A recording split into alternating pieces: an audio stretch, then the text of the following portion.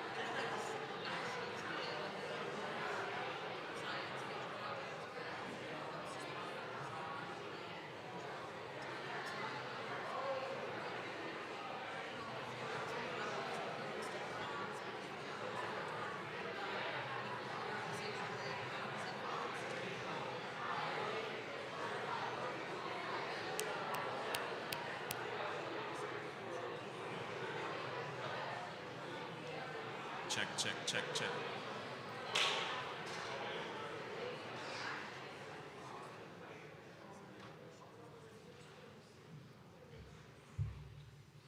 Students, make sure that you're sitting in your house. So if you are not in your proper house, make sure you are moving over there. And mentors, please take attendance.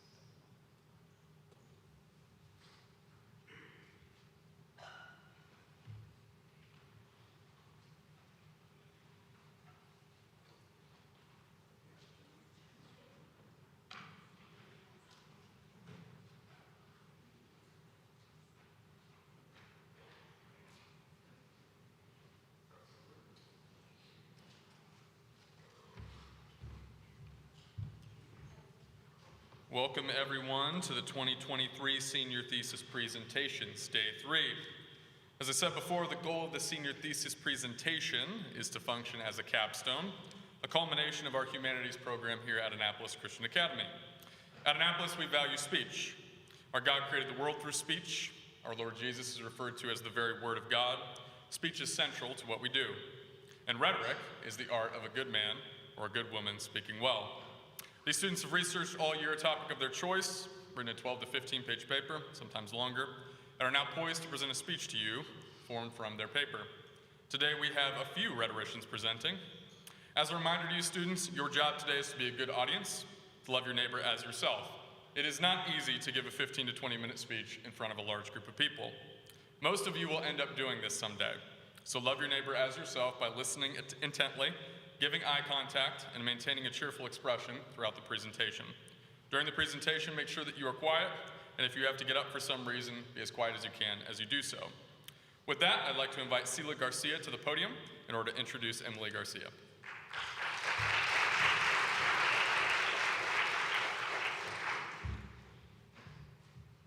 Hi, today I'm welcoming my sister, Emily.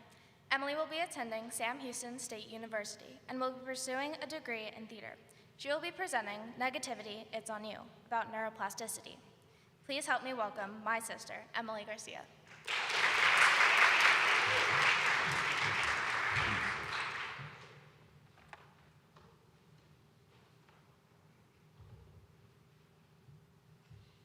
Let me start with a story. In the late summer of 2018, 12 boys and their soccer coach went into a cave in Thailand. They had explored this cave many times before and had decided to explore it one last time before the cave closed, as it floods every year. Unfortunately, as they were trapped in the cave, the monsoon rains came, leaving the boys trapped in terrible darkness with no food or clean water and unable to come back themselves or be found.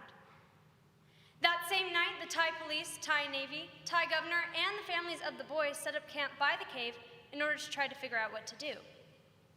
Luckily, there happened to be a nearby cave diver who lived by the cave, and he called on some other cave divers. They went in and explored the cave, swimming in terrible darkness for several hours at a time. After 10 whole days, multiple tries, mishaps, and miracles, the boys were found. They were expected to be dead. They had gone 10 days without food, their oxygen was running low, and they were all children. But they were all found alive and well. When found, the cave divers heard that the coach, only 25 years old and in charge of 12 lives, convinced the boys to meditate while they were stuck in the cave. 8 days after they were initially found, they were carried out of the cave for several hours through anesthesia, hope, and pure luck, a whole 18 days after they were initially trapped. The boys also had very positive attitudes throughout the whole ordeal. Although the chances of them surviving were slim to none. They couldn't swim all 8 hours that this dive called for, so they were given anesthetic and transferred out. The cave divers only expected 2 boys to make it. All 13 survived. The coach stopped the anxiety and the negativity that the boys could have had in the cave through meditation, and all 13 survived. The coach, also known as Coach Eck, was exalted by the Thai people for teaching his team to meditate, protecting them from panic, and conserving their energy. What if this happened to you? Would you be able to change how you think about the life-threatening situation? Would you have fought to live, or convinced yourself to go without food? Would you have thought to meditate, or would you have panicked until there was no positivity left? In other words, could you be more positive if your life depended on it? What if your coach told you to breathe in? Let's try.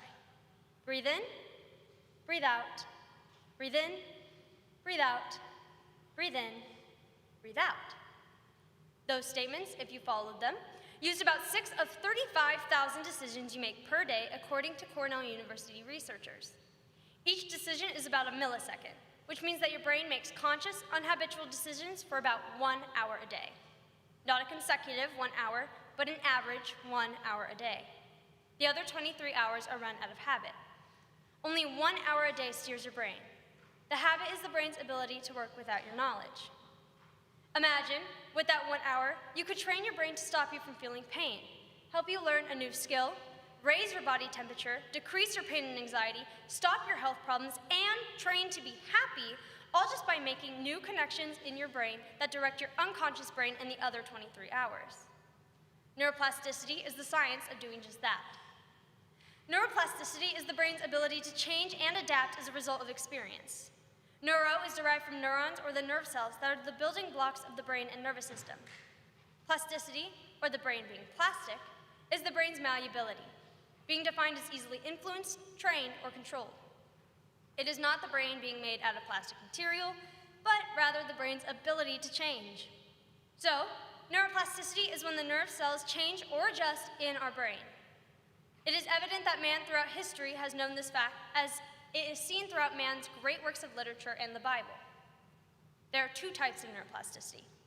First, functional neuroplasticity is the brain's ability to move functions from a damaged area of the brain to other undamaged areas. Second, structural neuroplasticity is the brain's ability to actually change its physical structure as a result of learning. Due to the fact that the brain is plastic and changes in response to every thought, every person is responsible for their attitude towards life according to scientific fact and God's revelation to us in Scripture. However, many believe, and some of you probably believe, that the brain is actually set in stone, seemingly unchangeable or plastic, saying one person is not responsible for their attitude in life.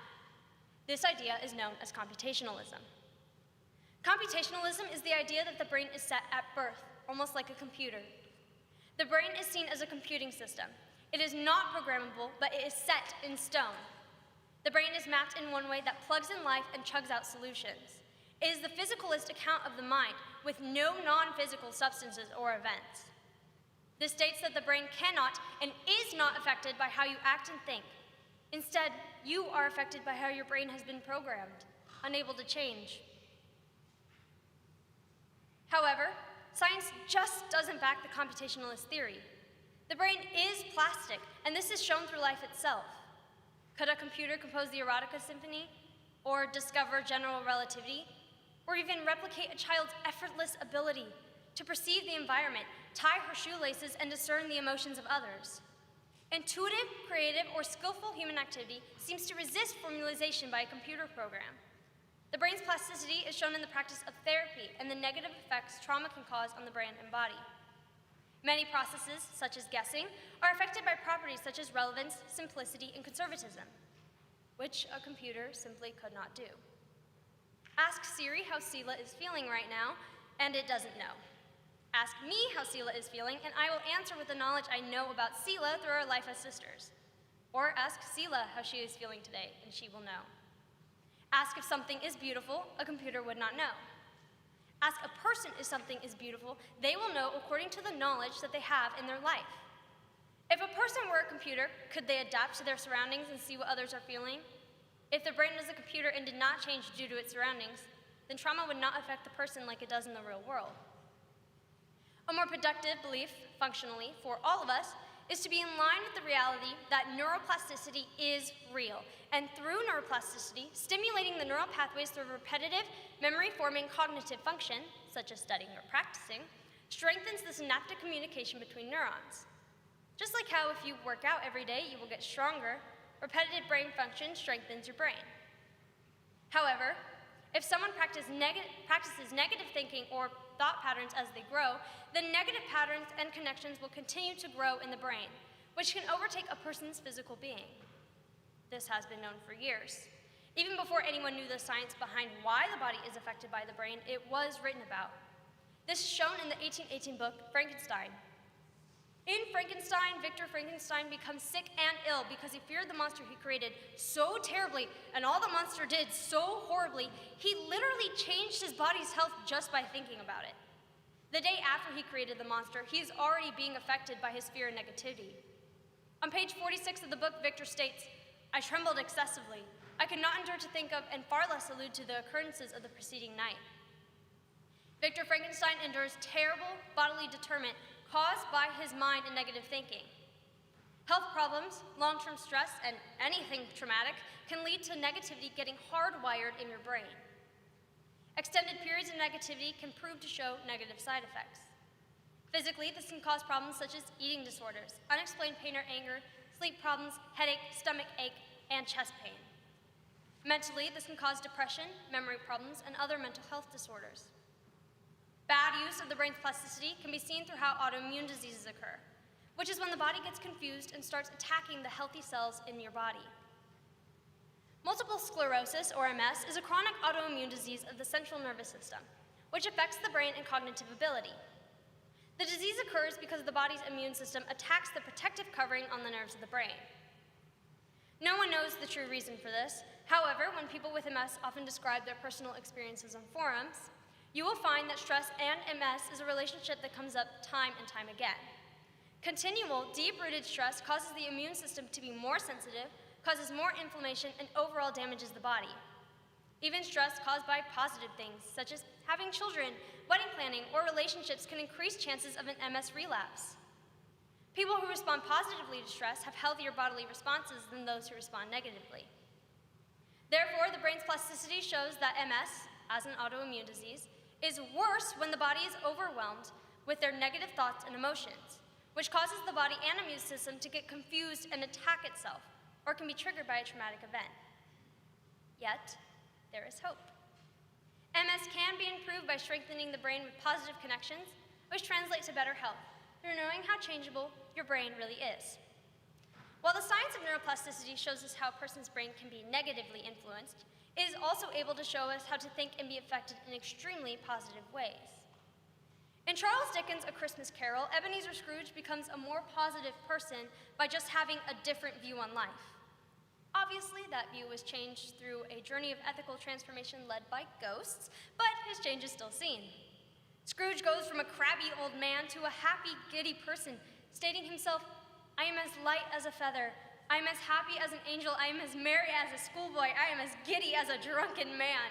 A happy new year to all the world. Hello here, whoop, hello." This example shows that neuroplasticity can form positive synapses that get stronger over time. It is able to help the brain recover from strokes or brain injuries by rewiring different functions in the brain through functional neuroplasticity. One example of using the science of neuroplasticity positively is overcoming the effects of emotional abuse. This abuse is a pattern of behavior which impairs a child's emotional development or sense of self-worth. This may include constant criticism, threats, or rejection, as well as withholding love, support, and guidance. An example of this would be seen in the movie Matilda. Some of you may have seen it.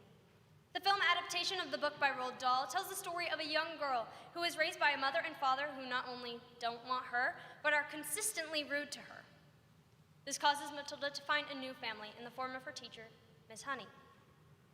Because of emotional abuse, a child's brain may detect threats more commonly than another normal child's brain, causing anxiety, stress, depression, and physical inflammation more easily as they become adults.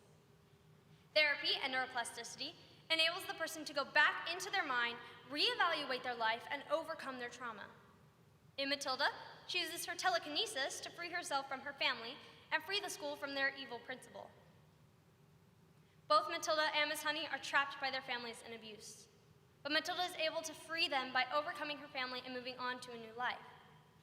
Just like Matilda, those suffering from emotional abuse must fight to rid themselves of the harmful relationships and its effects. If not through telekinesis, then through therapy. Think about it for a moment. Does your brain generally run positive or negative? Once you recognize your brain generally runs positive or negative, you can decide to maintain or change your brain with easily doable things. These are things that can go into that 1 hour a day of conscious decisions. You just have to redirect your thoughts for that 1 hour a day. Intermittent fasting decreases brain disease, quickens changes in the brain, and promotes brain growth. Traveling exposes the brain to new places and things, which in turn open up new activities and pathways in the brain. Memory training, or mnemonic devices, can prevent memory loss and enhance the works of the prefrontal cortex. Learning a musical instrument, reading fiction, or training the non-dominant hand can increase brain connectivity and helps to form neural pathways. Reading expands a person's vocabulary, which activates auditory and visual processes while helping memory problems. Drawing and painting enhances brain function and boosts focus, memory, attention, empathy, and helps one better understand their mental health more easily. Dancing increases brain activity, which can decrease the risk of Alzheimer's. And sleeping encourages retention to learning through the growth of processes that connect neurons and transfer different information across cells. These easily doable things are able to make you smarter and can heal your physical body through brain training. Another way to become responsible with your brain and attitude in life is to understand that your brain becomes addicted to whatever state you are normally in. This is because the brain becomes addicted to the hormones that the brain releases in that state.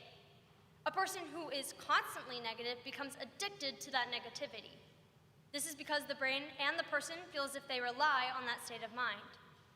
A brain that is in negativity often induces anxiety and stress, which release hormones such as cortisol and adrenaline, which increase stress and hormone imbalances. Such as a person can be addicted to drugs or alcohol, you can become addicted to this negativity cocktail. On the other hand, a person who trains in happiness is more likely to always be happy.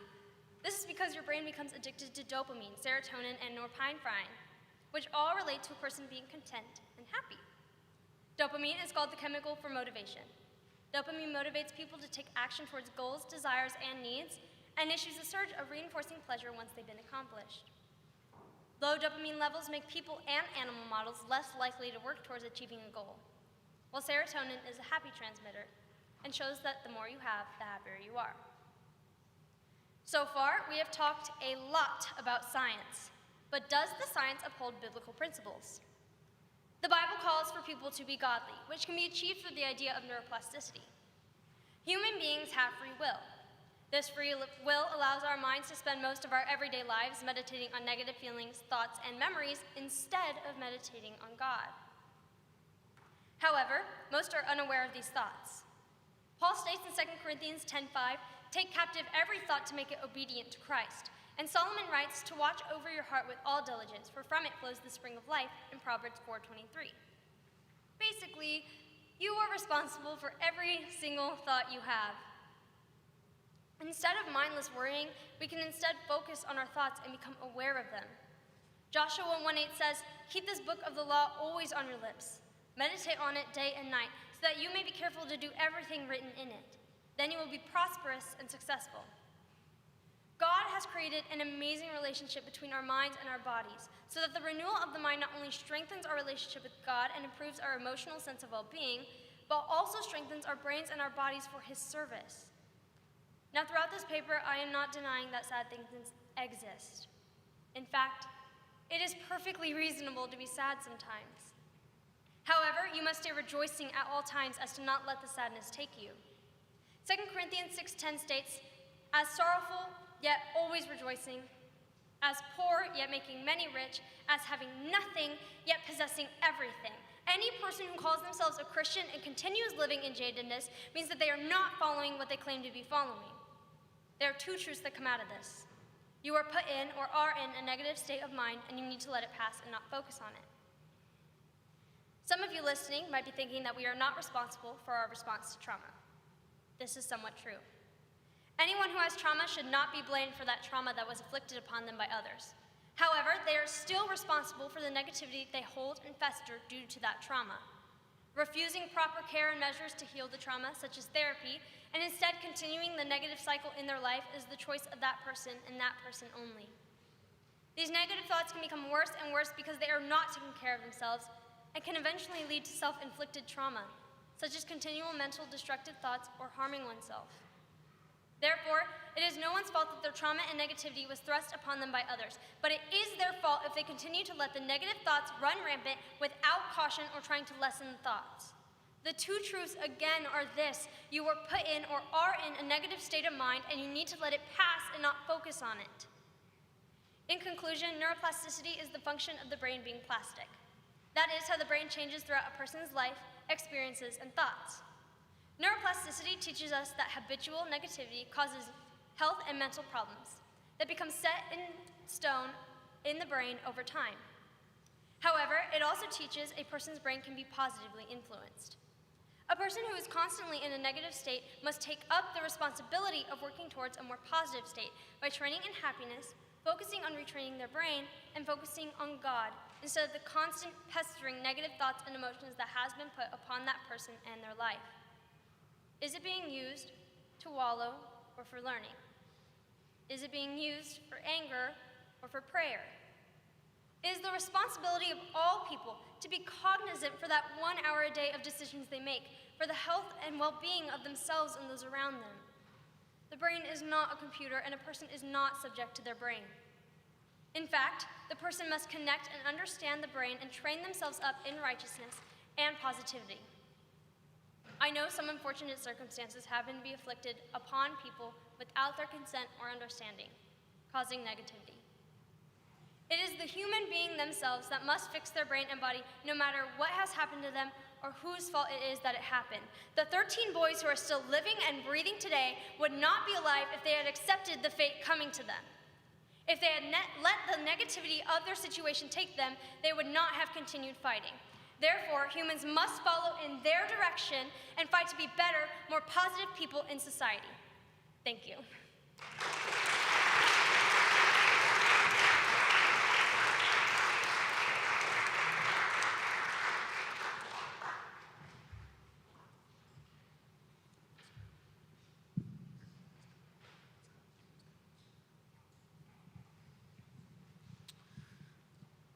Well done, Emily. Got us fired up here. So, our first question has to do with the idea that this is kind of a panacea that can solve all sorts of difficulties and problems if you just kind of have this transcendental higher order of thinking that you can kind of fix everything in your life. What are the limits of the neuroplasticity that you're talking about? Can it do everything that it's claiming it can, or are there some limits to it, and what are those limits? So obviously we aren't God, so I can't think I'm gonna fly every day and then be able to fly. So the limits that it has is whatever your body can do. However, it does help people overcome diseases. Miss Stepek overcame Lyme's disease through the use of neuroplasticity. It is very hard to do. It's a very hard thing. You don't just wake up tomorrow and be more positive, but it is something that can overcome certain things as long as your body is able to do that. Sure. There's also a kind of common theme in Christian circles about let go and let God, and kind of this laissez-faire, like let life happen to you.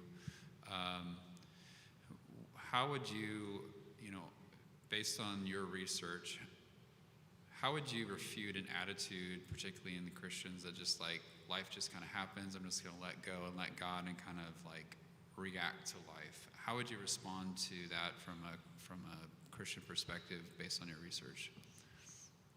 I would say that while there are certain situations that happen in life that, as I said in my paper, are not your fault, it is still up to you to kind of fix that and be more positive. God calls us to be godly and to be righteous, and to do that is through being more positive and to spread kindness, and that's easier to do when you're more positive. So I would say letting go and letting God is a okay view, because you should let God lead you, but I would say you also have to take your steps as a person with a soul to be more godly. All right, thank you. Great job, Emily. Before I get to my questions, I just wanted to say, as a scuba diver myself, the Thailand boys, that whole situation really still blows my mind. Just the inherent dangers in cave diving really can't be underestimated. So I liked that you included that just from being a scuba diver. My question is this. Genesis 6:5 and 6 says that the Lord saw that the wickedness of man was great in the earth, and that every intention of the thoughts of his heart was only evil continually. This passage details God's motivation for the flood, to blot out man and animals and creeping things and birds of the heavens, except for Noah and his family, who found favor in God. However, we know that after the events of the flood, the intentions of the hearts of men did not change, as sin was and still is in the world. You argue that through neuroplasticity, man has the ability to willfully be godly through the concept of free will. If Scripture clearly states that the intentions of our hearts are continually evil, how can we choose to be like God through our own free will? Okay, so obviously human beings are flawed. We're all born sinful. But through believing in Jesus, through regeneration, through the Paraclete being within you, you can come to righteousness. You can come to trying to build your righteousness up for God. An example of this would be seen in Paul. So Paul, or Saul as he was called, was on the way to Damascus to murder people. And Jesus came and had him have a change of heart. And so now Paul is considered one of the biggest people in our Christian church, even though he was a sinner, and even though it states that actions without works are dead. Actions without faith are dead, sorry. Actions without faith is dead. So I do believe as Christians, if you're using neuroplasticity and you decide, you know what, I'm going to take the steps to be more positive, you need to do that through faith and through trying to be more righteous, through trying to be more godly. And that even for unbelievers, the neuroplasticity is still able to help their lives be better, even if they don't believe in God. Very good, thank you. Great job, Emily. So over the last couple of decades, just in my own experience, watching people who seemed healthy suffer from illness and people who weren't living their life super healthy but lasting forever, I started to actually develop my own belief that stress is just one of the greatest toxins that we have in us, even before I knew the term neuroplasticity. So when you mentioned that there's effects of positive thinking being seen in patients with MS or even Alzheimer's patients, I'm wondering, has it taken hold yet enough in the scientific community that they are beginning to use therapies as treatments for those patients? And if so, were you able to find any statistical evidence that shows what kind of impact it's having? Yes, so in 2002, there was a research study that took 100 female patients with MS, and they tracked them and watched them very closely for a year. And they did find that when they were in stressful situations, that the MS got significantly worse, while if they were in more positive situations, the MS wasn't as bad as it could be. So the scientific community does know that stress does influence people, specifically people with MS. And there was a study that took many people with MS, and they found that 44.8% of people with MS have very bad stress, while another 41% has very bad anxiety and depression. So it is something that I think walks hand in hand with each other, but that's as far as my research goes. Okay, very interesting. Maybe we'll learn more about it in the next few decades or so. So my last question, if neuroplasticity is as vital to mental health as the studies do seem to indicate, as our recent experiences seem to indicate, should education begin to incorporate classes on how we can manage our thoughts? And if so, is that even something that can be done in a school system that isn't founded in Christian principles? I do believe that everybody's mental health is different. I believe everybody's anxiety is on a different wavelength for each person depending on their life. So I do believe in a school system, it would be helpful to explain what these things are, explain what anxiety is, explain how stress can affect you, but you can't necessarily teach a class on how to be better, and I think that has to be a one-on-one thing with a therapist, which I've actually done, which I just think is more helpful, because then they can actually see, oh, this is how your life is going, this is why you're thinking like this, things like that. And I do believe that it could be had in a non-Christian school. However, in a Christian school, you're open to the possibility of being like, God loves you, and Jesus died for you, and he rose for you, and the Holy Spirit's within you, which actually helps me a lot with my anxiety, because even though I'm going through something in my life, I know God still loves me even though I'm a sinner. So it does help to be in a Christian school talking about these things, but that's my answer. All right. Great job. Thank you.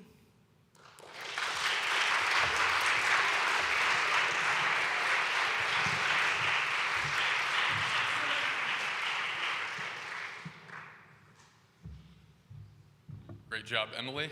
We're going to take a couple minutes to transition, so go ahead and sit tight, and we'll get up with the next one.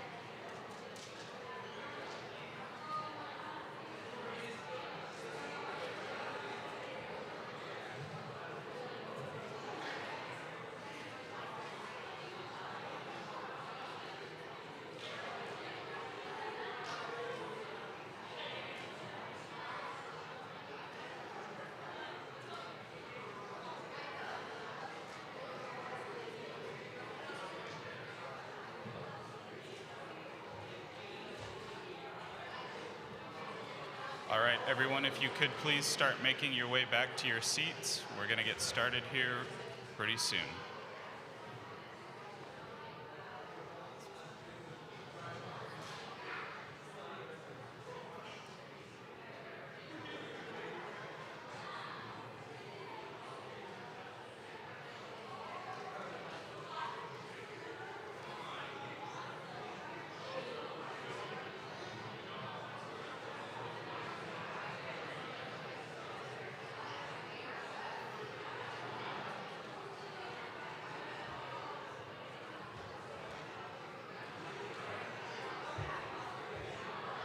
If I could have your attention, please.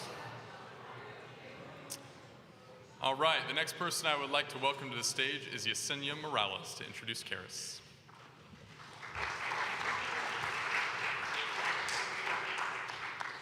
My name is Yesenia Morales, and I am honored to welcome upperclassman and senior Karis Falcone. Karis will be going to Texas A&M Kingsville with plans to major in animal science in order to establish a career as an exotic and large animal veterinarian.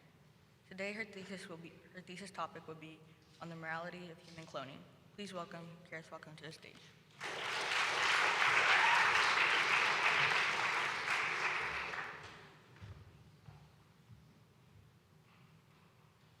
In the midst of our busy lives, how many of us have thought it would be clever to have clones of ourselves spreading out the workload?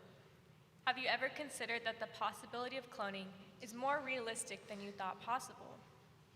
In 2007, Shawkat Metalopov, an American biologist, professor of Oregon National Primate Research Center, and director of the Center for Embryonic Cell and Gene Therapy, cloned primate embryonic stem cells. His discovery led to a 2013 breakthrough of cloned human embryonic stem cells. 10 years later, scientists continue to implement research on cloned human embryos. Yet as far as anyone knows, scientists have yet to clone a mature human being. Mature meaning artificially cloning a human being from an embryo stage all the way to complete, independent adulthood in a successful manner. Thus, we must ask, if human cloning was carried out to its full extent, where a mature human being was produced, would the process of his or her creation be morally acceptable? Within this thesis, I'll conclude that the entirety of human cloning, in any sense, for any reason, explicitly contradicts the laws of nature, since the act of human cloning goes directly against an already established system of natural human reproduction. It contradicts society, due to human cloning being statistically unpopular in America. Finally, it conflicts with God's law, because human cloning undermines the institution of marriage, which then leads to the destruction of what our concept of a human being is. For these reasons, artificially cloning human beings is immoral. For the sake of clarity, I'll define terms used within this thesis. The term laws of nature refers to observable laws relating to natural phenomena, such as Newton's law of universal gravitation. The term popular opinion is the occurrence of a widespread agreement within a society. The term God's law can be understood as objective law dictated by Scripture. For a subject to be morally sound, it must be congruent with God's law. Thus, moral justification is interpreted through scriptural objective laws. Scientific terms such as artificial cloning and unnatural reproduction refer to human cloning. Human cloning is a form of asexual reproduction in which a genetically identical human being is being produced from the DNA of an original donor. Two techniques are used in artificial cloning: somatic cell nuclear transfer and embryonic cell nuclear transfer. Cell nuclear transfer is the method in which the nucleus of a somatic or embryonic cell, either a body cell or an early stage developing embryo, is transferred to the cytoplasm of an egg whose nucleus has been removed. Once inside the egg, the somatic nucleus is reprogrammed to become transformed into a fertilized egg's nucleus. The egg is allowed to develop to a point at which a culture of embryonic stem cells can be created, and then coaxed to form an officially cloned embryo. Once implanted into a real or artificial uterus, the cells develop into a fetus that can possibly be carried to term. I state that cloning human beings is morally wrong for the reason which obscures the laws of nature put in place for the protection of natural human reproduction, due to testifiable data that proves the detrimental effects of biological cloning. By the laws of nature, organisms reproduce naturally through sexual or asexual processes. Sexual reproduction involves the fusion of one egg cell and one sperm cell, which then results in the formation of an individual organism that is genetically distinct from the parental organisms. Asexual reproduction is where a parent organism produces offspring that will identify as a clone of itself. Human beings only reproduce sexually. This mode of reproduction is a law of nature, since it is an observable rule that explains the phenomena of human conception. The sexual reproduction of human beings has long been both reliable and efficient. Additionally, it includes a multitude of positive biological effects. Sexual reproduction has the advantage of genetic variation over artificial cloning. This advantage can be further expanded upon by Charles Darwin's theory of natural selection. According to Darwin, natural selection is the process through which populations of living organisms adapt and change. Genetic variation provides some individuals with traits better suited to the environment than others. Individuals with adaptive, advantageous traits are most likely to survive and reproduce. Those individuals then pass the traits to their offspring, which over time will become more common in the population. Artificial cloning, unlike natural reproduction, produces offspring genetically identical to a single parent organism, which means that two identical entities share identical susceptibilities, immunities, disorders, physical traits, and some cognitive abilities. Artificial cloning provides no genetic variation between organisms. For example, the bacteria E. coli reproduces asexually. While it possesses the favorable quality of reproducing many bacteria very quickly, E. coli's disadvantage is that all of the bacteria are genetically identical. If an antibiotic was used on the bacteria, the entire population would be wiped out completely. Such is the same for artificial cloning. Clones that possess the exact same genes as an original donor or parent would have the same disorders, physical disadvantages, cognitive traits, and susceptibilities that would lead to a group downfall. Sickness and disease would affect all cloned human beings the same, such that all would experience the same degree of mortality. Meanwhile, sexual reproduction through genetic variation allows for natural selection to increase or decrease the frequency of traits already present in a population, proving itself as an advantage in maintaining the survival of a population. The benefit of introducing genetic variation can be seen when a disease hits the human species, and not all people are affected the same way. Individuals survive and are able to reproduce more offspring, opposed to a 100% result of either dead or survived persons. In addition to the absence of genetic variation, artificial human cloning possesses other significant flaws. One of these flaws is the numerous health problems faced by clones. According to the National Human Genome Research Institute, researchers in Tokyo have found that cloned mice generally die sooner than their natural counterparts, and even those cloned which do survive often suffer from a host of birth defects. Additionally, female animals implanted with cloned fetuses may experience an increased risk of death as a result of cloning-related complications. An article from the Berkeley College of Engineering also states that 95 to 97% of animal cloning attempts still end in failure, and the scientists who cloned Dolly the sheep failed 276 times before they succeeded in producing a single live-born clone of an adult sheep. Moreover, most scientists believe that the process of cloning humans will result in even higher failure rates. Not only does the cloning process have a low success rate, the viable clone suffers increased risk of serious genetic malformation, cancer, or shortened lifespan. If the methodology for cloning remains the same for artificial human cloning, then the mortality statistics, birth defects, and medical complications of animal cloning would also appear in cloned people. In the natural course of human conception, little to no severe side effects occur regularly in children born naturally, according to the National Center for Health Statistics. The aspects of the laws of nature pertaining to human reproduction, such as efficiency, reliability, and environmental advantages, lead me to state that producing human beings through artificial cloning is life-threatening and therefore morally wrong. A second argument is as follows. Popular opinion by means of American statistics demonstrates cloning human beings as a morally wrong alternative to natural human conception. Dr. Sheldon Crimsey, a professor of urban and environmental policy and planning at Tufts University, says, "We can do this with animals. We can throw out the ones we don't like, especially if they're mice. But if you're producing human beings with this process, what do you do when you get an abnormal result? You can't just throw out the abnormal human being the way we do abnormal mice." Dr. Crimsey makes a crucial distinction. People are not animals. You can't abandon or dispose of a faulty human being because human beings are significantly complex, logical, and social creatures made in the image of God, worthy of civil rights and liberties. The majority of America agrees with Dr. Crimsey's statement, which refers to all human cloning, even for reasons such as medical research, treatment for diseases, production of vital human organs, or to aid infertile couples to have biological children. According to the Gallup's News Service, statistics show that in 2001, 88% of Americans considered human cloning to be morally unacceptable. The popular opinion of Americans when it comes to the unnatural method of human cloning remained consistent through 2022, as 85% remain convinced that human cloning is unacceptable.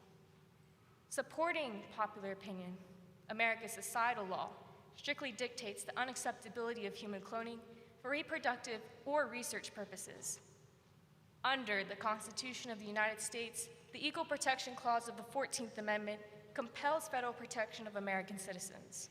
As the 14th Amendment goes, no state shall make or enforce any law which shall abridge the privileges or immunities of citizens of the United States. Nor shall any state deprive any person of life, liberty, or property without due process of the law, nor deny to any person within its jurisdiction the equal protection of the laws.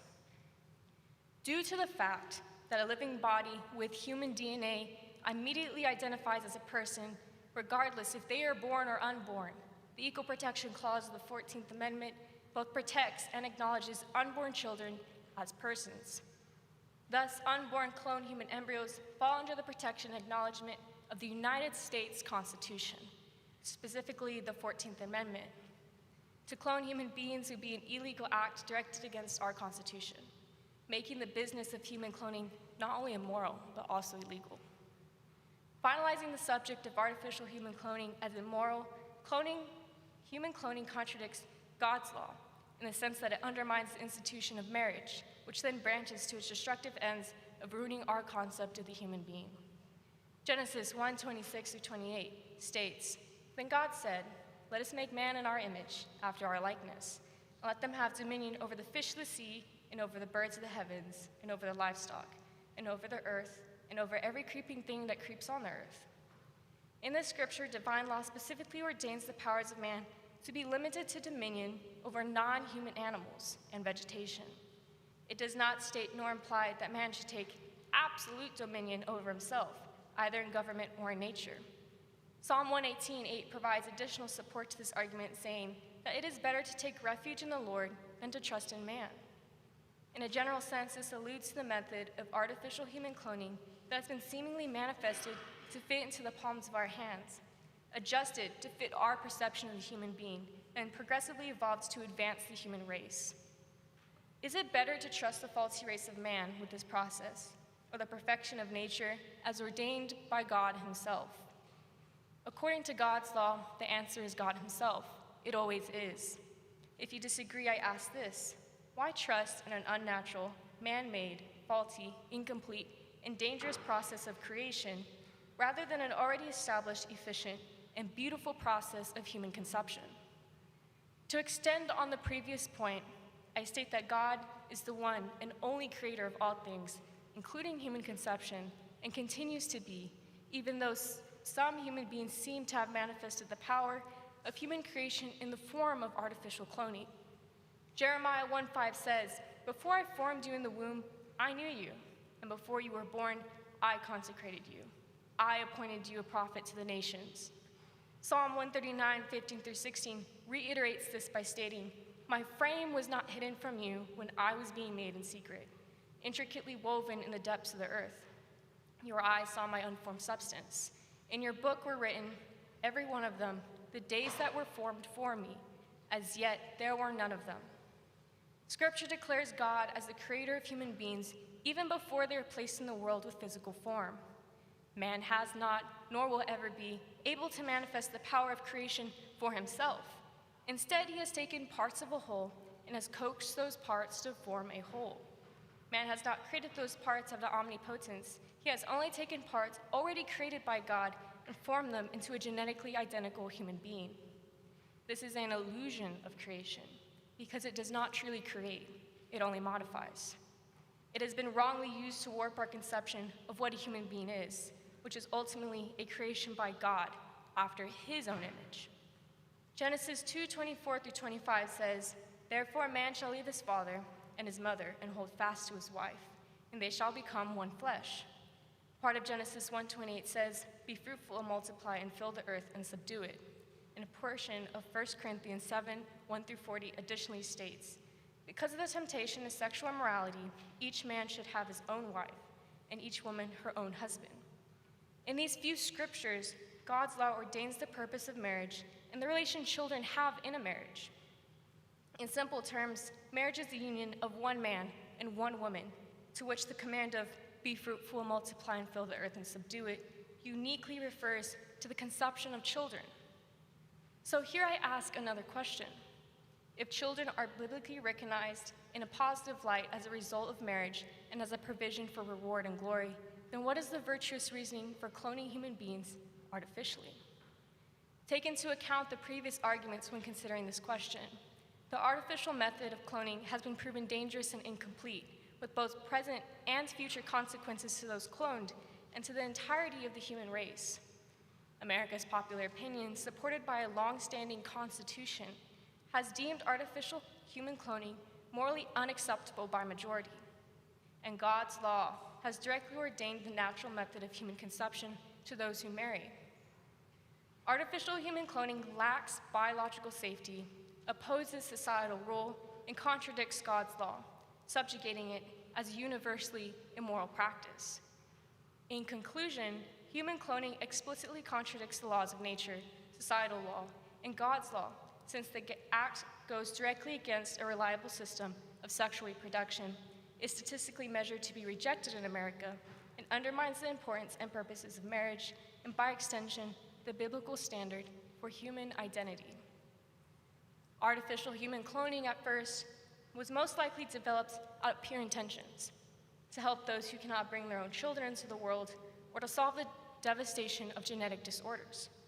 Problems such as the lack of resources for the organ procurement and transplantation network were likely of main concern when the idea of human cloning was brought to the table. But despite the real-world needs that could be addressed by artificial human cloning, they by no means justify the dangers or ethical lines crossed by the method of artificial reproduction.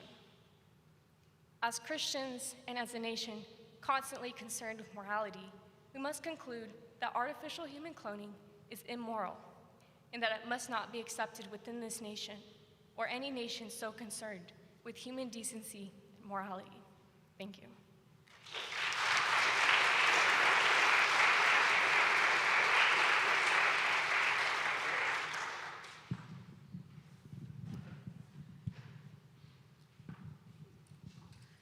Great job, Karis. You mentioned the detriment of genetic stagnancy as a con against cloning when you were talking about genetic variations. That cloning would, I've got the quote here, produce offspring genetically identical to a single parent organism. In other words, the clone would have the same susceptibilities, immunities, disorders, physical traits, and even cognitive abilities or disabilities. So is there a flip side to that with human cloning? Could it, if done properly, bring about an eradication of genetic abnormalities? In other words, if a perfectly healthy cloned being could be brought to maturity, would cloning that person not lead to a perfectly healthy, perfectly adapted population?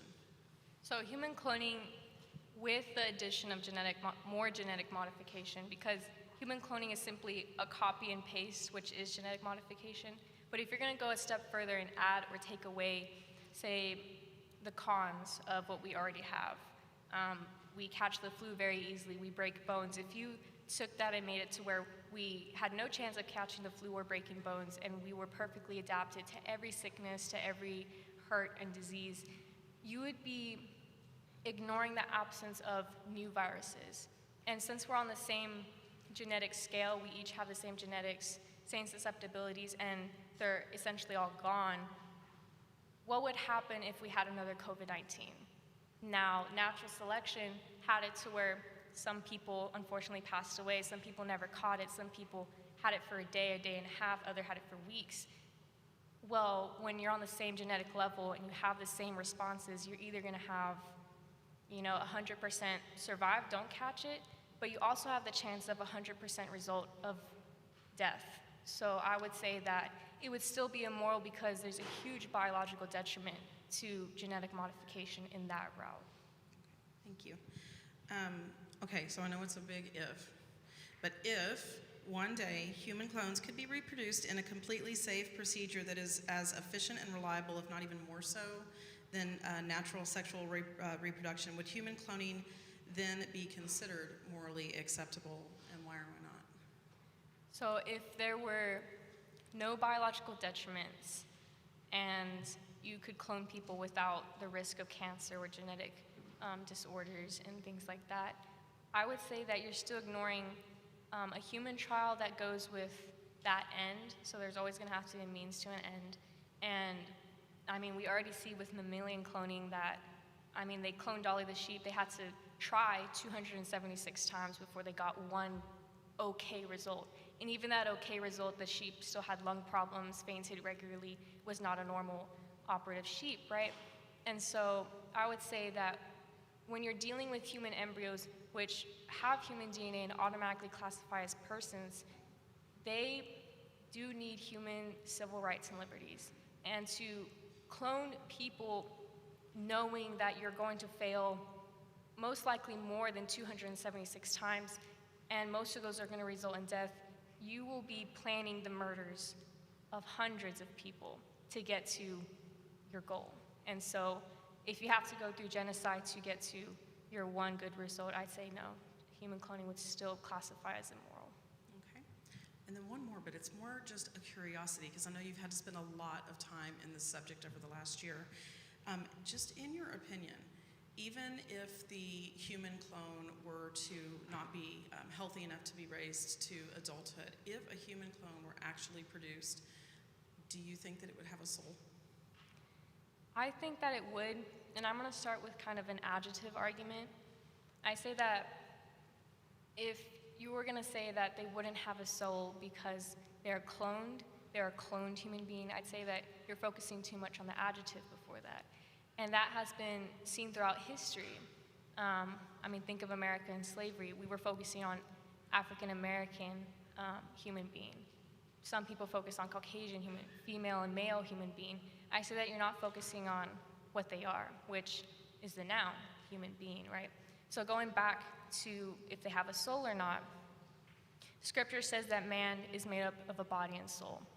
And a cloned human embryo with human DNA is automatically classified as a human being, a person, right? So we're focusing on the noun still. And what does Scripture clearly say that people have is a body and soul. So it doesn't matter the point of origin, if you come from a petri dish or another person. I think that if you have human DNA and you classify as a person, yes, you have a body and a soul. Thank you. Awesome job, Karis. Good job, Karis. I'd like to explore the hypotheticals a little bit also. So let's say in the future, human cloning is made legal and has become widely available and a popular thing to do. What do you foresee this future society being like with people created according to the natural order and people who are cloned?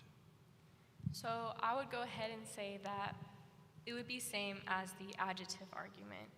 People would, I feel like, would immediately focus on the adjective before human being. They would focus on the cloned part, as throughout history we have seen sexism and racism. People focus on your adjective of color before human being, your adjective of sex before human being, and now it would be point of origin before human being. And some people would say, well, what if we clone human beings to help a minority?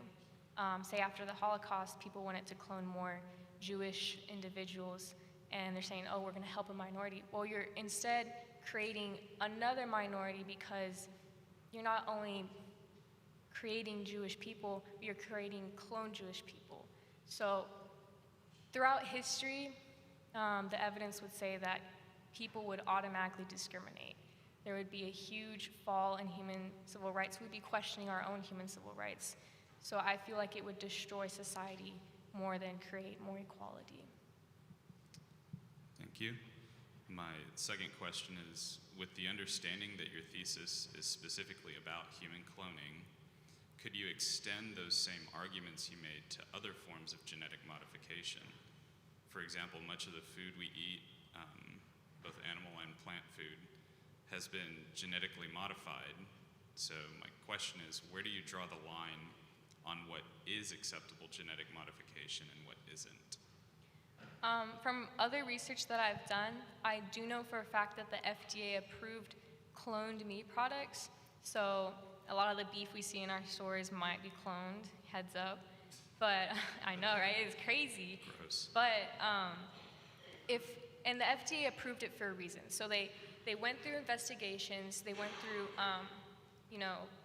looking at how they do it and the science behind it and whether it would harm us or not. So if the FDA has gone ahead and give you the green, the go, I think that they have ruled out biological detriment. And if divine laws supports that, which is we're supposed to be stewards of the earth, take care of the animals, take care of our species, of our population, then yes, divine law is in sense. And the last thing I would say is if popular opinion makes it legal and the people agree on it, then yes, all three of those rules, which I do have in my thesis, approve of those other means of cloning. And the same would go for crop products. But for plants, it's actually an already natural process. So all you have to do is take a cutting from a plant and it's a clone. So again, you have to consider those three arguments: biological detriment, divine law, and popular opinion. And if all those line up, then yes, cloning would be acceptable. Awesome. Thank you very much. Well done, Karis. Thank you.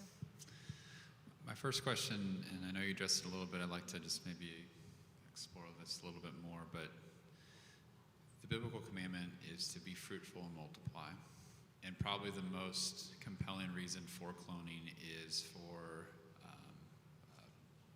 a couple to have a genetically related child who would not otherwise be able to.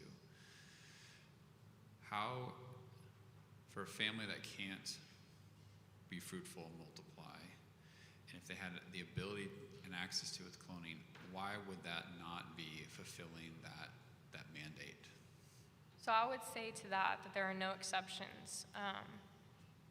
That human cloning, as we have seen already in mammalian cloning, that again they failed 276 times to clone one sheep that had genetic and physical disadvantages. And so again, I go back to the human trials where you're committing mass genocide to get to fulfilling the goals of that one family, maybe 5 families, right?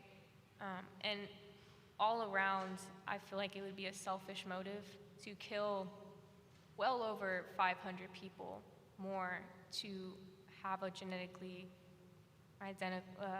related child. And when there's other means of having children, there's adoption, there's surrogacy, there's other ways of accepting children into your life. When you go to a dangerous path to get a child like that, it's inhumane and it's immoral, and if you have to kill people to do that, it's illegal. So I'd say that, again, no exceptions. Another argument or another thought is, if humans have the capacity to do this, why would God want us to limit ourselves? If scientifically we can do this, why would God want us to limit ourselves?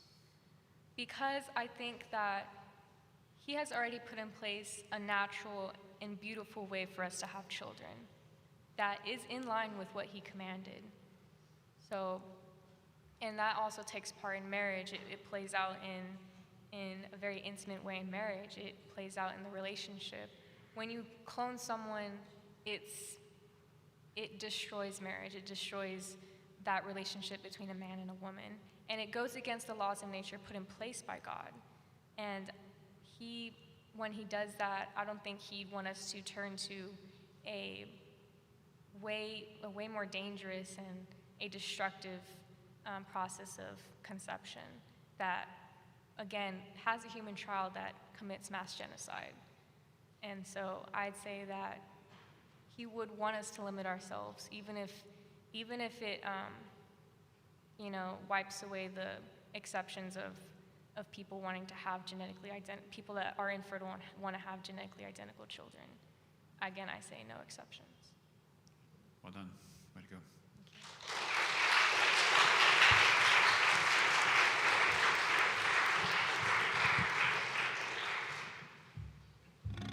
Great job, Karis. Please sit tight for just a couple minutes while we transition.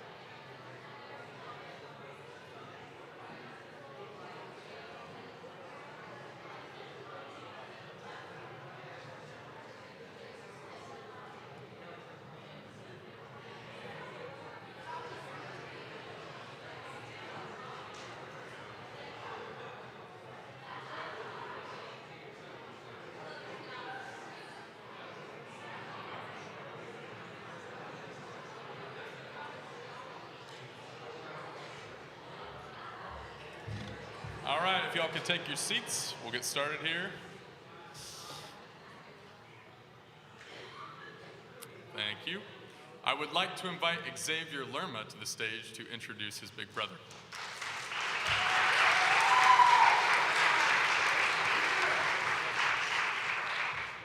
Hello.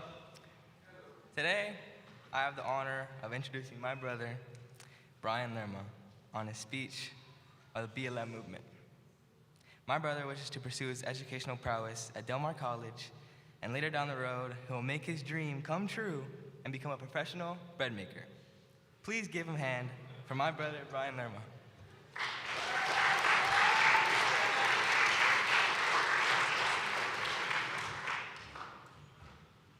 Well, good evening, guys. How we doing? Hope you all have enjoyed these theses so far. They've been great. I know it gets a little tiring. Stay with me. Let's get started. So, there's no doubt that 2020 will be remembered for being a tough year. There were wildfires, the coronavirus pandemic, and all the collateral damages that those events produced. It was a challenging time for all of us.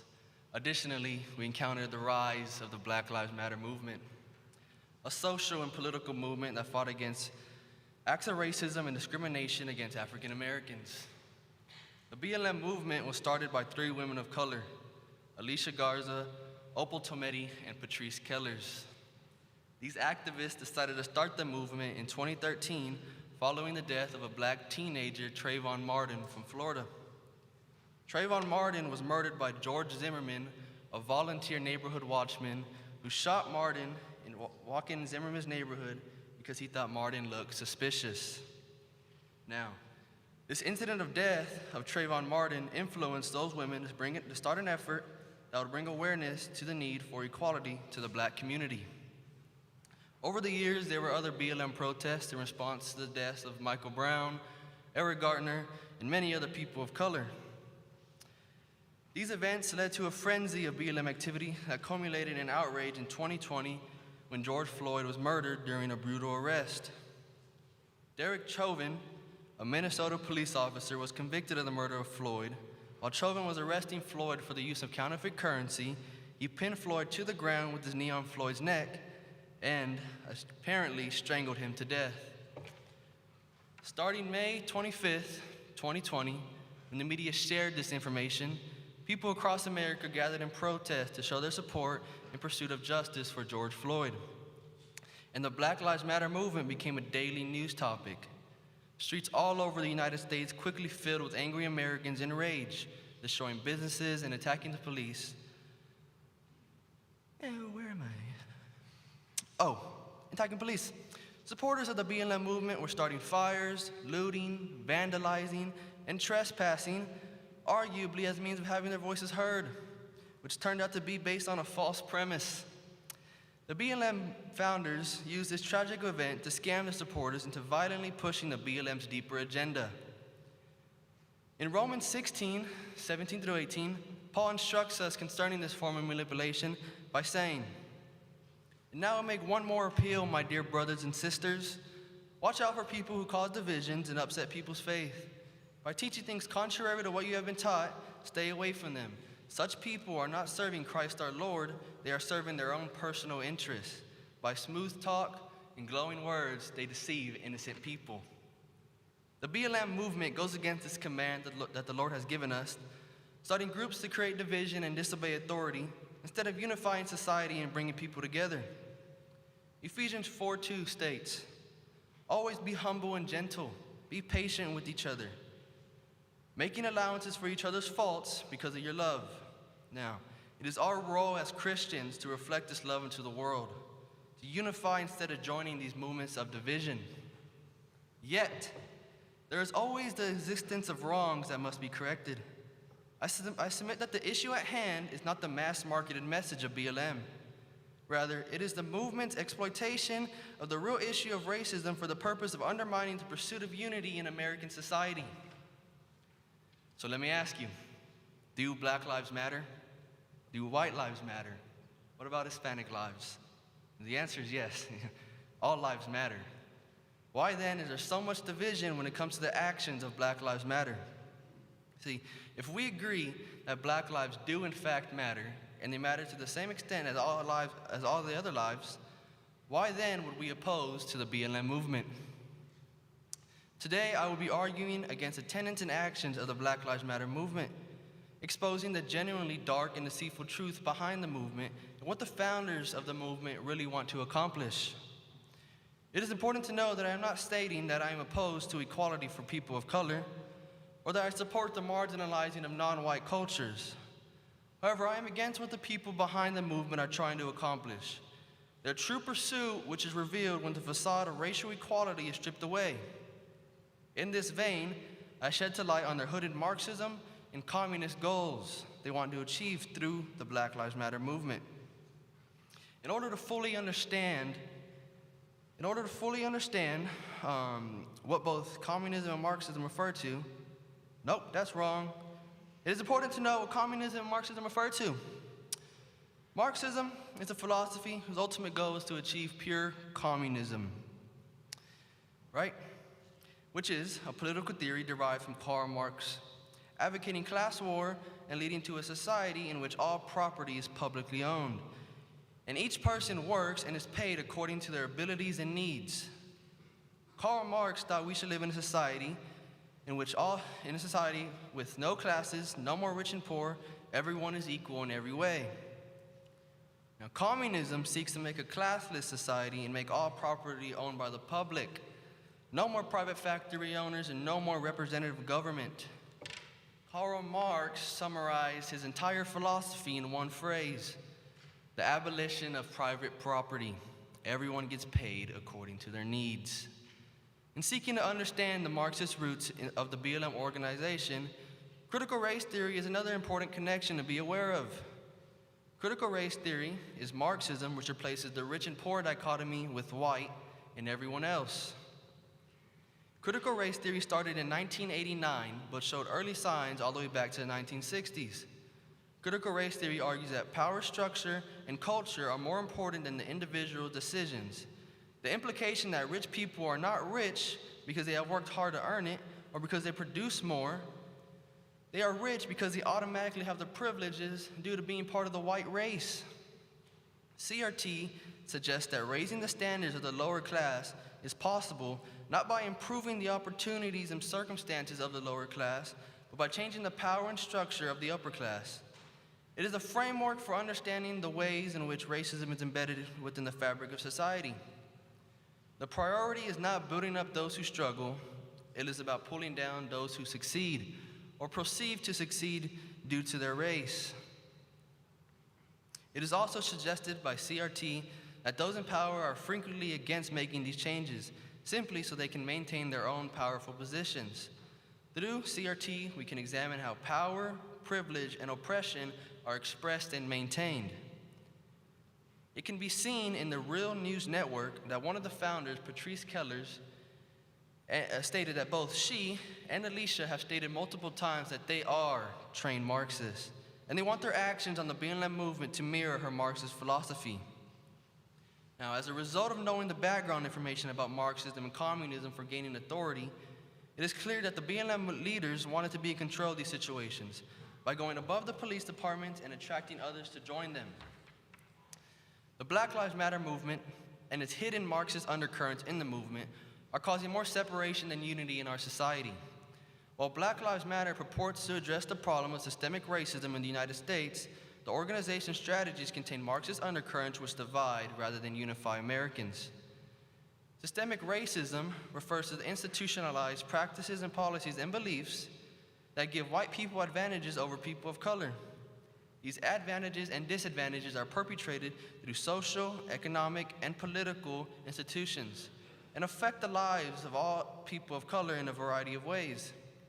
This is evident by the destruction of our cities, which has resulted in $2 billion in property damage.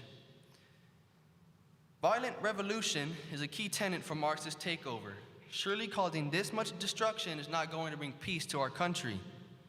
Now again, one of the essential features of the Marxist project is violent revolution. One of the many examples we see these people destroying property to reach their main goal of peace and unity between the races was in Minneapolis a few days after the George Floyd incident. During rioting outside of Minneapolis police headquarters, workers in the building were forced to evacuate because the rioters set the building on fire, burning it down. The city later reported that they had to spend $4.8 million to build a temporary station for the police department. Despite this detriment to the citizens of Minneapolis, the BLM movement still remains standing on the claim that the purpose for the destruction was achieving peace and unity. And all the damages were targeted against the police departments of the protest to acknowledge equal rights and police brutality. The violence continued occurring all over the United States. In Chicago, BLM created a huge chaotic mess, which resulted in many shootings and lootings. Downtown Chicago was vandalized with broken windows everywhere. Khalida Muhammad stated that one of the activists from the Black Lives Matter movement supported the behavior by saying, "This is reparations. Anything they want to take it, because these businesses have insurance. They're going to get their money back. My people aren't getting anything." Crazy. From this statement, it shows how the movement members are only focusing on their own objectives and disregarding the outcomes for others. Now, Chris Montana has a black-owned business in Minneapolis, Minnesota, called Due Nord Social Spirits. His business is a social bar available for guests that serves specialized alcoholic beverages. And during the riots in 2020, following Floyd's death, rioters forced their way into his business. Montana described the experience as, they set multiple fires. They stole our inventory. I found cases of booze all up and down the streets. And it was a sprinkler system coming on and putting about a foot of water in the entire warehouse. That's what did the most damage. It feels like someone punched you in the face. Before the situation, Montana locked up his building and put up signs saying that his business was a black-owned business. However, rioters still overlooked his efforts and destroyed his business that he worked so hard for. Now, this is crazy because it contradicts everything they go against. They want to protect violence against other people of color, but yet they still proceeded to destroy a fellow black American's business, despite his black-owned business signs. Now, comparing the situation to another damaged business that was owned by a white man named Tony Farhan, he owned a shop that consisted of selling electronic devices and other related appliances. His shop was part of the rioting that caused damage and looting and was eventually burned down. Now, although he had insurance on some of the items, it was not enough to cover all the replacements that he had to make. From losing some of his personal items to arguing with insurance companies, he eventually had to restart his life over being in debt. The BLM rioters brought damages and division to all businesses regardless of their skin color. Instead of trying to bring peace and unity within all people, they have managed to sabotage their own fellow black community along with other races. These protesters are demanding respect. However, they are not reciprocating the same respect. Even if businesses are able to replace the damages, it does not give the BLM supporters the leisure to cause damage to bring awareness to their movement. Now, additionally, the BLM movement requested donations, having celebrities and social media spread the word about the movement. However, the founders were using this platform to take advantage of the supporters' money to profit for themselves. Francesca Bacardi, an author from the Page 6 News website, wrote about an experience Sharon Osbourne had with the BLM movement. According to Bacardi, Osbourne wanted a refund on her $900,000 donation, considering it a scam since all lives matter. Sharon Osbourne, Kanye West, and many other celebrities later came forward to express their opposing thoughts on the Black Lives Matter movement. Other big-name companies like Apple and Google donated huge amounts of money with the intentions to help the foundation, but the leaders of the foundation were taking the money for themselves. Now, in 2020, the foundation raised $90 million in total. And in total, so far, the movement has raised more than $10.6 billion. The founder and former executive director, Patrice Kellers, and the foundation had bought multiple houses throughout the time of the movement. Now, starting in 2016, Patrice Kellers bought a home in Inglewood, California for $510,000. In 2018, Kellers purchased a $590,000 home in South Los Angeles. In 2020, Kellers purchased a $415,000 custom ranch in Conyers, Georgia, which featured a private airplane hangar. You can't make this stuff up. In 2021, Kellers purchased a $1.4 million home in an exclusive Los Angeles neighborhood of Topanga Canyon. Also in 2021, BLM Canada purchased a 3-story, $6.3 million Victorian mansion in Toronto. And in 2022, BLM spent nearly $6 million in donations to purchase a 6,500 square foot California mansion, all purchased with the money the foundation inherited. Now, and when she was questioned about it, she said the houses were going to be used as a safe house for the wrongfully treated black people or any black person that felt in danger. She also wanted these houses to be a place where black people could express their artistic abilities. These founders are doing a terrible thing to help this movement grow. However, the BLM movement is doing a great job pressuring people to follow along with the movement, mainly because they want to gain more money. And if you don't agree or don't want to go out and donate, riot, and protest with them, you are considered a racist. During this time, our own Corpus Christi had its own protest, filling downtown with people chanting and walking around with posters full of slander about our leaders and policemen. The protesters held a rally outside our courthouses to defend their views on the movement. Now, Corpus Christi's protest did not create chaos, such as looting and destroying our city. However, they did not achieve their goal of ending systemic racism. Now, this is honestly sad to see. All the people that think they are doing a good deed donating to that foundation, when in reality, they're being manipulated into donating small amounts of money to very large amounts of money because they think it is going to help the black community. However, in reality, the money is going into the pockets of the BLM leaders. And also, a big majority is going towards nonsense transgender research foundations. See, these are things the media won't tell you, but I am here to unmask the truth. Now, as Black Lives Matter seeks to address the problem of systemic racism in the United States, the organization's strategies contain Marxist undercurrents which divide rather than unify Americans. This movement has resulted in more destruction than reform. The recognition they were desiring has not yet been completed. Instead, their aims have resulted in a large money laundering scheme. For the BLM founders to shower themselves with the proceeds. They have indulged in a luxurious lifestyle, never following through with their promises to the black community. Now, of course, it is your right to choose what organizations you want to support. However, I encourage you to take a deeper look as to where your support is actually going and rethink your choices with so many unanswered questions. Now, beautiful people here today, I have spent months trying to uncover the truth about the BLM movement, to bring light to what this foundation wants to keep concealed. Now, Patrice Kellers and this foundation will not show it, but they are afraid. They know the truth is coming. However, resistance alone is not sufficient. We must educate ourselves on the true intent of organizations such as BLM. Our ignorance alone will serve to undermine our treasured freedoms. Now, in order for us to stop this movement, we need to scream the truth louder than they can ever scream their lies. Thank you.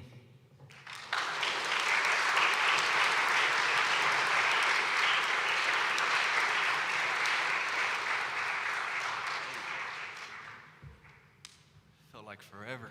Holy cow, man. Good job, Brian. Very proud of you. Gracias. You're welcome.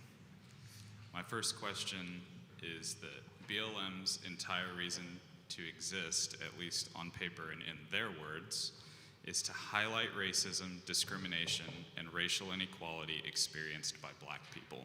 Mm-hmm.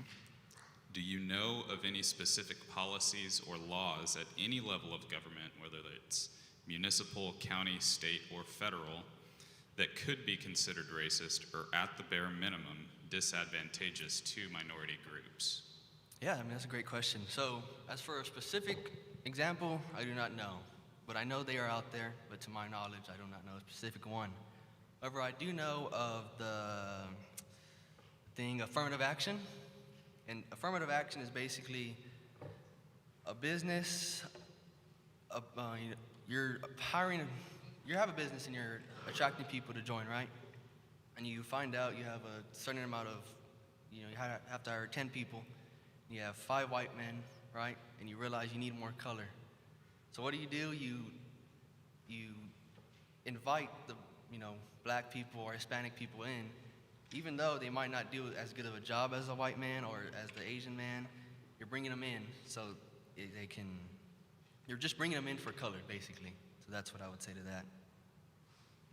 Thank you. Yes. My second question is, in your thesis, you mainly sought to shed light on the BLM movement's socially Marxist agenda and their misuse of donations by the executives, but didn't really offer any suitable alternatives to BLM that would still work towards a society with more racial recognition and appreciation. In your mind, what could we do at the local, state, and national levels in order to have a more racially reconciled society that celebrates different cultures while also being mindful of the things that unite us? Is there anything you can find in Scripture that would help us work towards that end? Yeah, so, I would not say Scripture is my strong suit, right? I do not know of any big Bible verses on this topic. However, I do know in the Bible there's somewhere that says to love your neighbor as thyself, right? And that's self-explanatory. You're loving your neighbor as how you want to love yourself. You treat your neighbor the way you want to be treated. So despite their race or despite their abilities or disabilities, you should love your neighbor. And for something outside of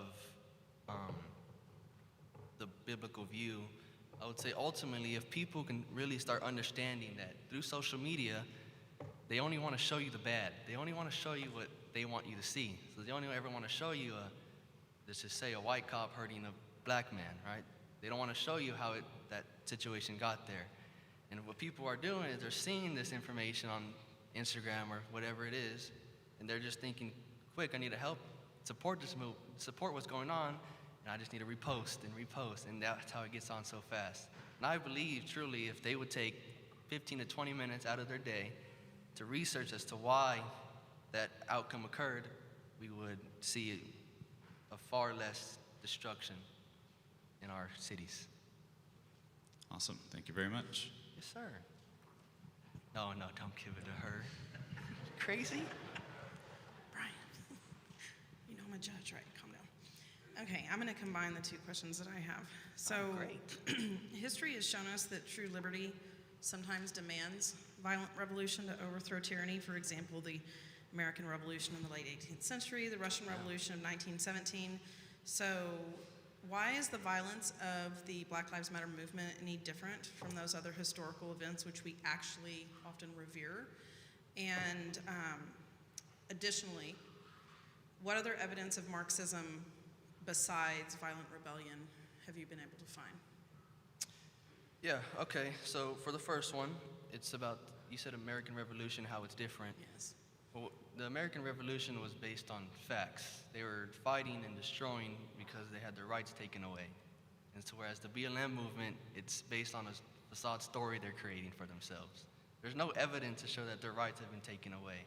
So it doesn't really give them the leisure to cause this much destruction to fight to what they're looking for. And I'm sorry, can you repeat the second part, please? Is there any other evidence? I know we see the violent rebellions in the news. We know that the leaders are living relatively luxurious lifestyles, but are there any other characteristics of Marxism that you've been able to find in your research?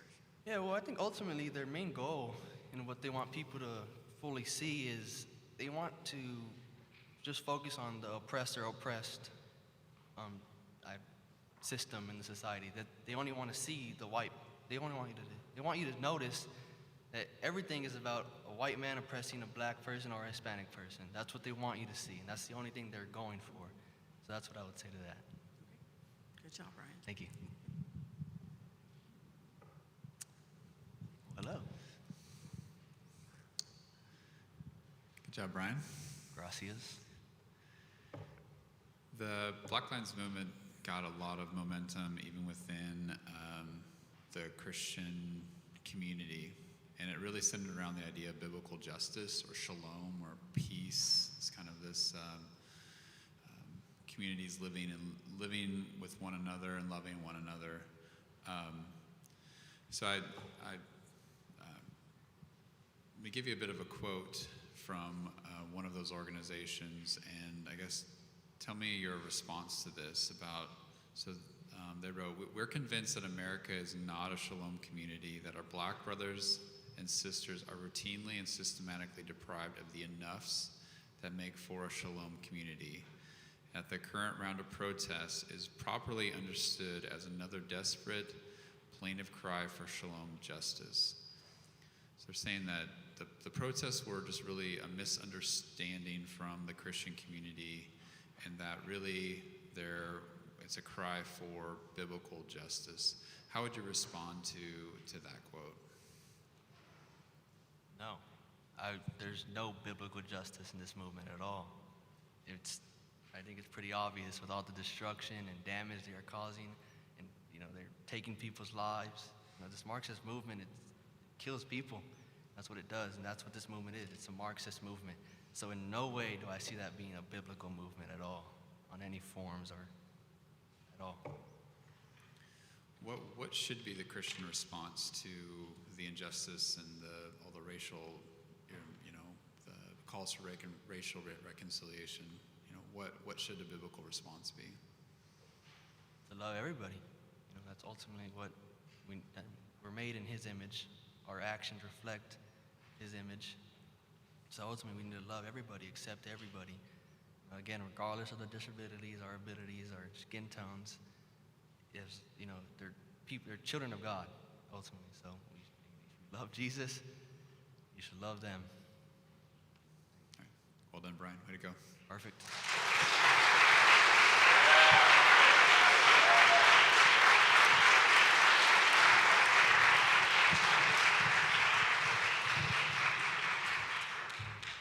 All right, another round of applause for these seniors.